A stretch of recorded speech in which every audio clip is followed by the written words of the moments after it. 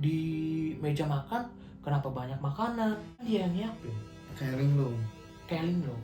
Ini mah kena sandikala katanya. Gua berpikir kayaknya bukan dari orang. Uniknya di rumah gua, kejadian mistisnya paling sering itu manggil nama.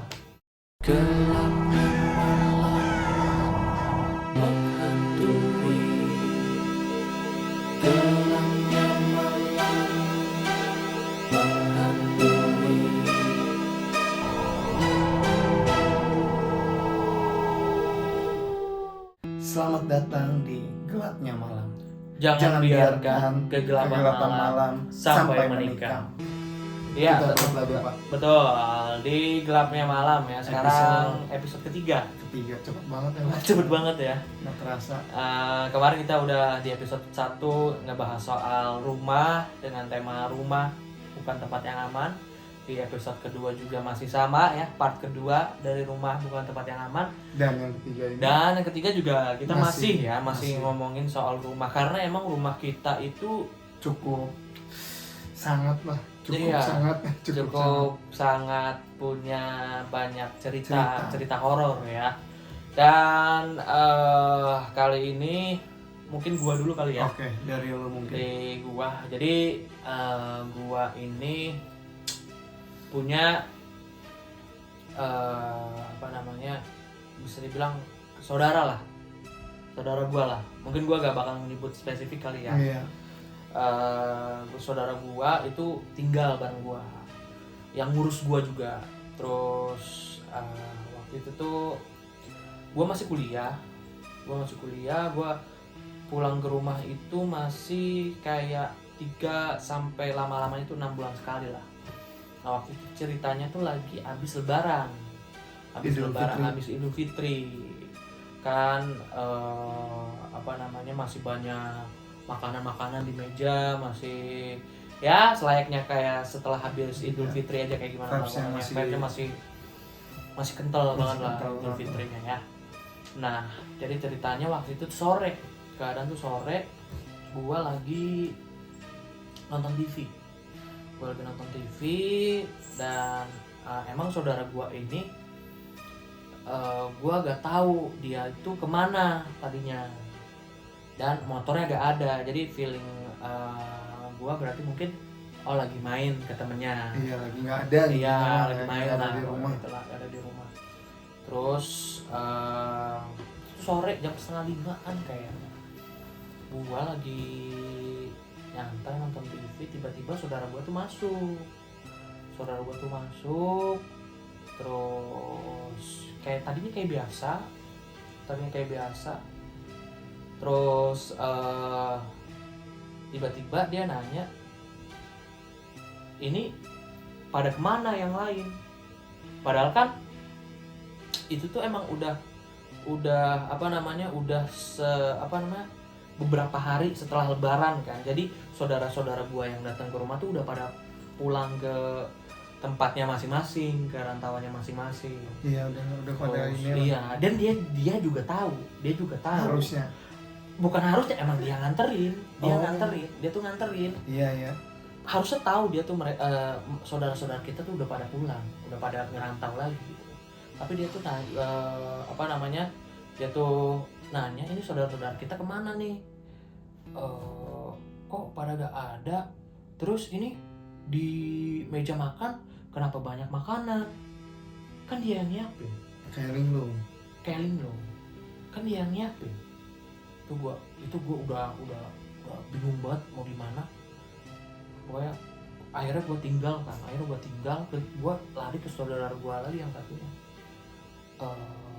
Ini saudara kita kayak gini mungkin mungkin dihipnotis atau apa gitu, gue mikir pas di luar. Iya, pas di luar, karena gue mikirnya motor gak ada nih. Dia pulang itu jalan kaki pulang, gak bawa motor, jalan kaki. Saya manggil saudara gua terus kesini. Dia tempat tinggalnya di mana? Di sini. Tempat tinggal di sini. Terus gua manggil saudara gua, terus gua balik lagi ke sini. dia tuh udah tiduran, udah lemes. Akhirnya gue jelasin kan, tadi dia gini, sempet nyebut kok ini ada rame-rame makanan habis ngapain, padahal kan jelas-jelas kita habis lebaran, ya wajar lah gitu kan, dan Iya. dia juga yang nyiapin. Dia kayak nggak paham hari itu. Iya, nggak paham. Terus kan dia udah lemes kan di kasur. Terus akhirnya gue disuruh manggil orang, ya bisa dibilang orang bisa lah, orang pintar gitu kan. Datanglah akhirnya seorang pintar ini, datang terus ya nggak tahu lah, pokoknya didoain dan segala macam. Dia bilang ini mah kena sandekala katanya, karena pas pulang dari Sandekala apa? Kawan malam ada yang apa? sandekala itu apa ya? Bisa dibilang mungkin setannya. Perpindahan antara Iya, perpindahan. hari. Iya, maghrib lah. Sore Ya. menuju malam. Di jam 5 sampai jam 6 mungkin. Iya. Nah, Biasanya dia tuh jam-jam itu tuh jam-jam rawan. rawan, benar. Nah, dia tuh pulang tuh di situ, dan katanya dia tuh kena di salah satu kebun yang deket dari sini lah, dari rumah kita ini, nggak jauh pokoknya gitu kan. Terus akhirnya lemes kan. Terus akhirnya di exorcism lah, Iya, pengusiran. pengusiran si yang udah masuk ke si saudara guanya. Terus pas lagi ritual pengusiran kayak gitu, gua disuruh ngambil bawang putih di dapur. Gua ingat banget, ngambil bawang putih di dapur. Itu tuh yang tadinya saudara gua tuh tengkurap, itu tuh di posisi jadi telentang. Dan buat informasi, jadi si saudara gua ini tuh sebelumnya juga udah sakit-sakitan, udah lumayan lemes lah badannya, nggak fit, emang lagi nggak fit. Mungkin dia keluar tuh buat apa ya, biar bikin senang, terus biar bikin Iya, cepet sehat gitu kan. rentan lah. Iya, saya katakan. iya. Nah, ada di mana pas pengusiran setan itu, si ibu-ibu ini yang pinter, yang pinter itu ibu-ibu orang pinter itu suruh gua sama uak gua bilang tolong pegangin tangannya gua lupa gua megangin tangannya kanan apa kiri, gua pegangin tuh akhirnya. Terus si bawang putihnya itu dipotong ujungnya, terus Masukin ke mulut. iya, dipeperin ke mulut gitu, ngamuk. Dan itu yang tadi kan gue cerita ya, kalau dia tuh lagi sakit dan ya lemas, itu tuh bener-bener kayak Tenaganya kuat banget. Oh, dia tiba-tiba histeris. Iya, tiba-tiba histeris, kuat banget. Gua tahan, akhirnya di ritualin kayak gitu lah mungkin. Terus akhirnya sembuh, tapi balik lagi lemes gitu sih, gitu doang. Itu kemungkinan berarti ketempelan, Pak. Ya. Iya, ketempelan bisa jadi, karena kan tadi balik lagi ya, karena mungkin dia keluar dengan fisik yang lagi lemah, terus mungkin pikiran juga mungkin lagi kosong, pas banget lagi jam-jamnya sandekala, pas lelah lah, ya. habis hari raya. Iya, dan ternyata si motornya itu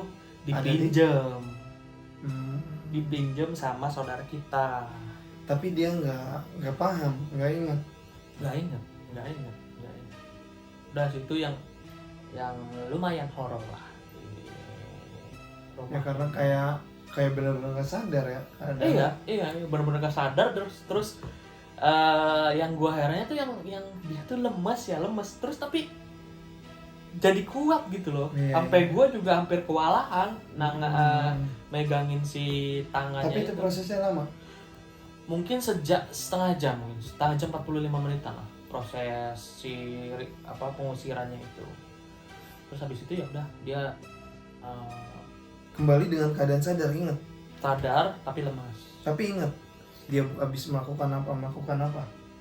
Iya Ingat.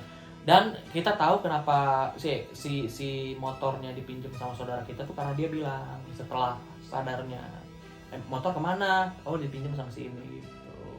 Kalau sebelumnya dia nggak ingat. Yang mananya? Iya, Iya, sebelumnya. pas lagi itu nggak ingat. Dia berarti datang tuh dengan keadaan yang udah emang Udah kosong. udah masuk. Iya. Ya, begitu. Terus cerita yang lumayan horor lagi di rumah gua lupa persis kejadiannya kapan. Kayaknya gua masih SMA deh kayaknya. Jadi ini kan rumah bukan rumah gua ya, rumah gua yang dia tinggal hasilnya- di depan. Ya, yang satunya lah. Di depan.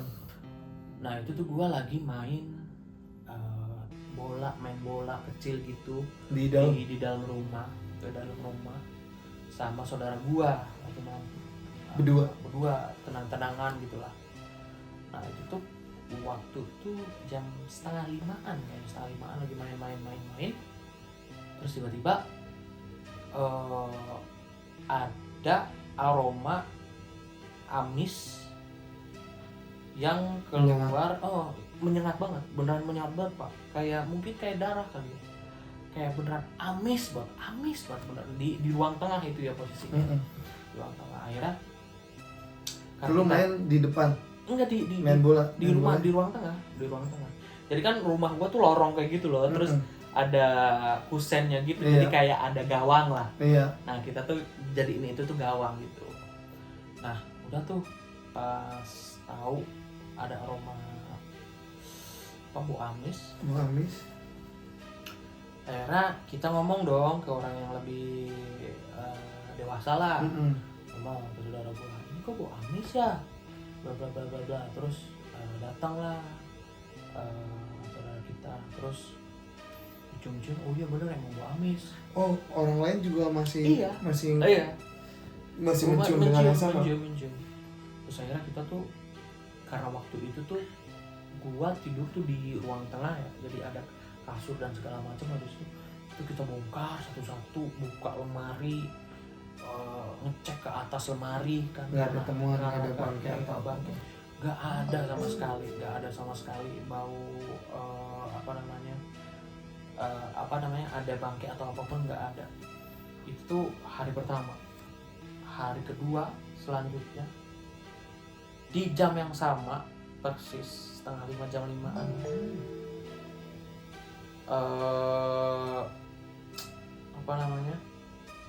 keluar lagi bau amis itu keluar lagi di hari yang sama, di hari yang berbeda, di jam yang sama, bau amis lagi keluar. Kita juga masih penasaran, cari-cari lagi gak ada.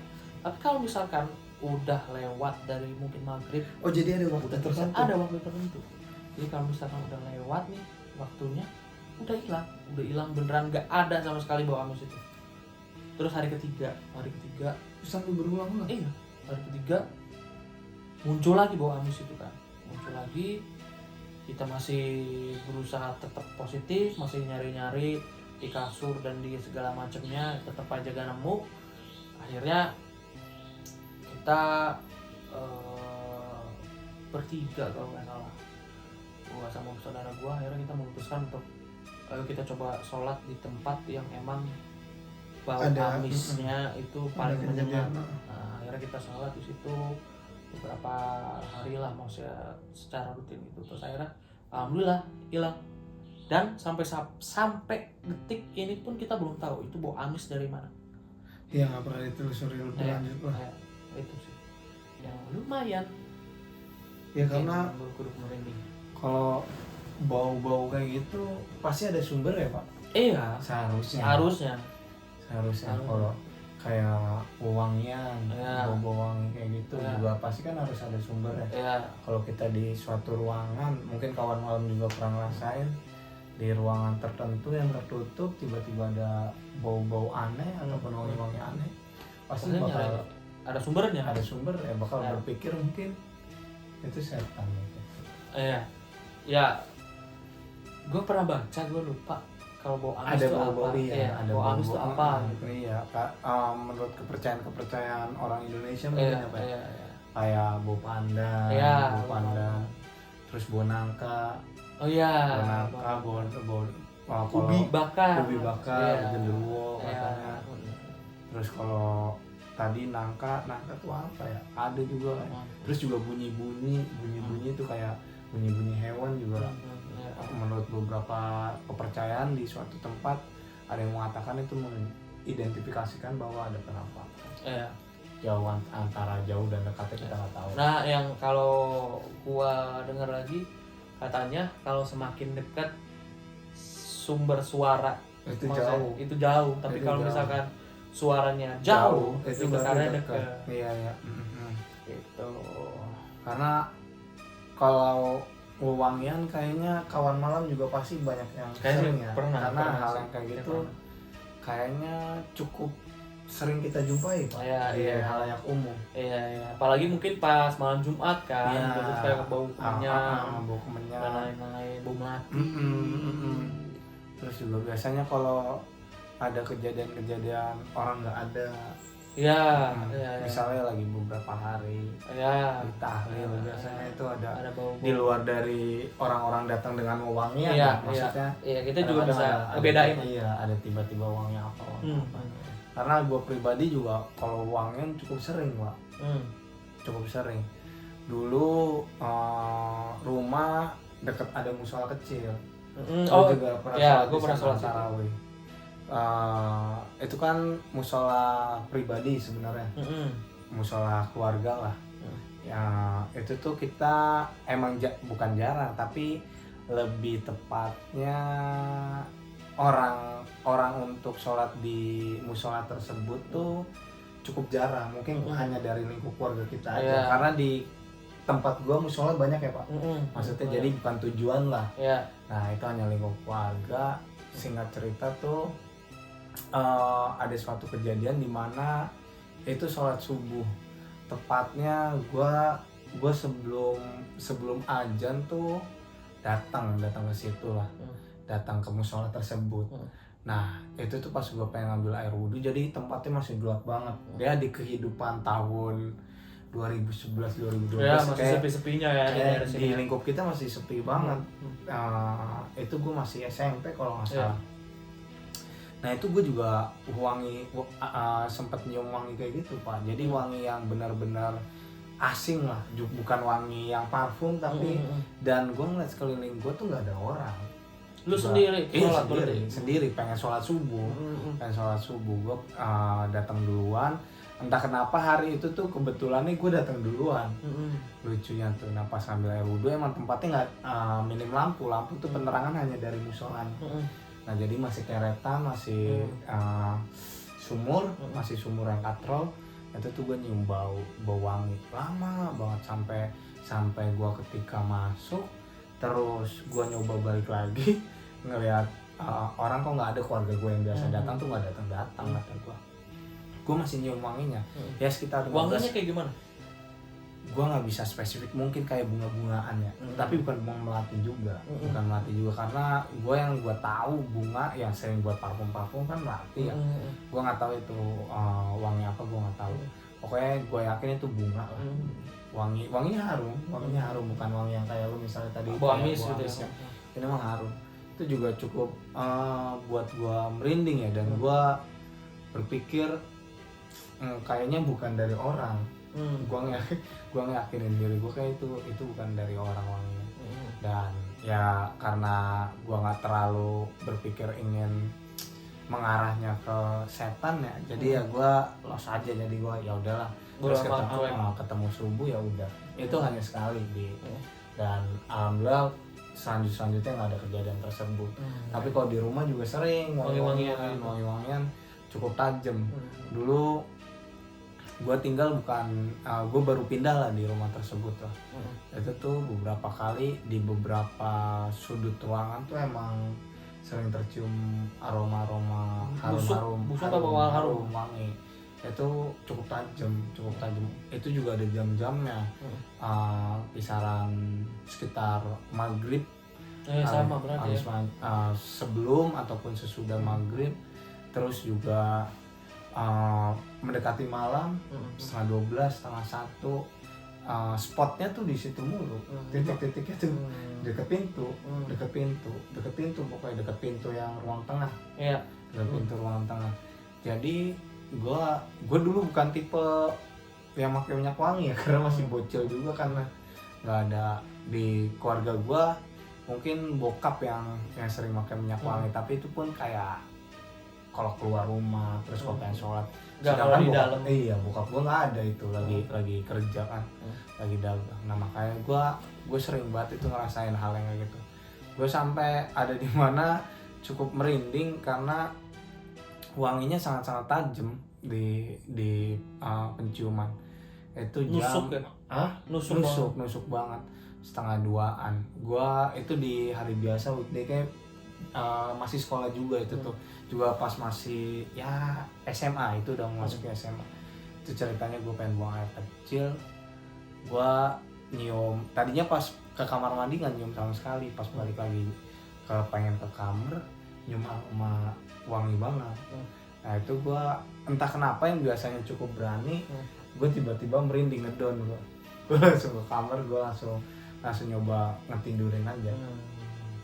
Jadi ya kalau untuk wangian kayaknya sering ya, kontak wangian tuh sering banget di rumah. Bukan bahkan mungkin lu udah ngerasa nggak asing, level paling rendah kali ya buat wangi-wangian. Iya, untuk kayak gesekan pertemuan antara goib dan dunia manusia, kayak itu yang paling rendah deh. Karena karena banyak yang lebih parah lagi. Kayak suara cukup sering. Uniknya di rumah gua, kejadian mistisnya paling sering itu manggil nama. Nah, coba bayangin kawan malam. Lu dipanggil di tengah malam, pagi atau nggak pagi menuju pagi, dipanggil nama lu tapi nggak ada orang, lingkup lu sepi. Coba lu bakal berpikir apa? Itu paling nggak masuk akal sih. Gue sampai detik ini selalu mencoba berpikir logika tapi nggak masuk akal. Karena kalau temen gue nyamper, itu pasti rumah gue ada pagernya, pasti dia ngetek pagar, dan nggak mungkin loncat juga karena deket banget jaraknya. Jadi di rumah gue ada 2 lorong, antara menuju kamar mandi sama menuju ruang tengah. Nah itu tuh seringnya yang di ruang tengah. Sumber suara itu di ruang tengah. Di ruang tengah. Cowok cewek? Cowok seringnya. Berat. Hit gitu. Kadang spesifik jahit. Oh itu bener-bener nempel banget sih di kepala, karena suaranya cukup khas dan gue sampai kayak bisa nandain bahwa suara tersebut tuh suara yang sama. Coba. Tapi dari satu kejadian nih biasanya berapa kali manggil? Satu kali. Dan kejadian itu tuh kalau gue tiduran malam. Maksudnya bukan kejadian di kayak gue lagi posisinya tidur, mungkin kalau posisi tidur juga gue nggak tahu juga ya. Itu mimpi atau apalah atau ngigo atau jadi, gimana. Lu pastiin lu berarti belum tidur dalam keadaan yang benar-benar masih keadaan sadar lah, bukan halusinasi atau apapun. Sering banget manggil nama tuh, dan gue gue pernah nanya ke bokap gue. Jet sering ada beberapa kejadian pak di rumah sendirian, sering ada yang manggil kayak oh ya udah diemin aja nggak apa-apa. Berarti nggak pernah lu sautin? Nggak pernah ya, karena gue juga khawatir juga ya, maksudnya efek nyautin kejadiannya apa ya. Ya gue rasa takutnya situ sih, tapi karena mungkin udah satu kali gue awalannya cukup takut ya. Tapi karena beberapa kali itu udah terbiasa lagi. Iya, gue mengiyakan bahwa ya udahlah, mungkin emang ya pastinya kita kan berdampingan ya. Dan kawan malam mungkin juga benar, sekeliling Anda pasti ada tanpa ada sadari. Betul. Mungkin kalian bisa lihat kanan kiri dulu ketika nonton video. Nah, coba dilihat di atas lemari. Iya. Ada apa kawan malam ya? Oke, mungkin sekian dulu kali ya. Iya. Episode kali ini kawan malam, di episode ketiga masih soal ngebahas lingkup kita sendiri, rumah bukan tempat yang aman ya. Sekali lagi kita juga mau ngingetin buat kamu yang mau cerita-cerita ke kita, kamu bisa drop di kolom komentar ya. Nanti buat kamu yang pengen mungkin datang ke sini bisa atau mungkin kita mau bisa cerita aja nanti kita baca. Kita ceritain. Oke, kalau gitu kawan malam. Terima kasih banyak. Terima kasih udah nonton video ini. Sampai ketemu lagi di episode selanjutnya.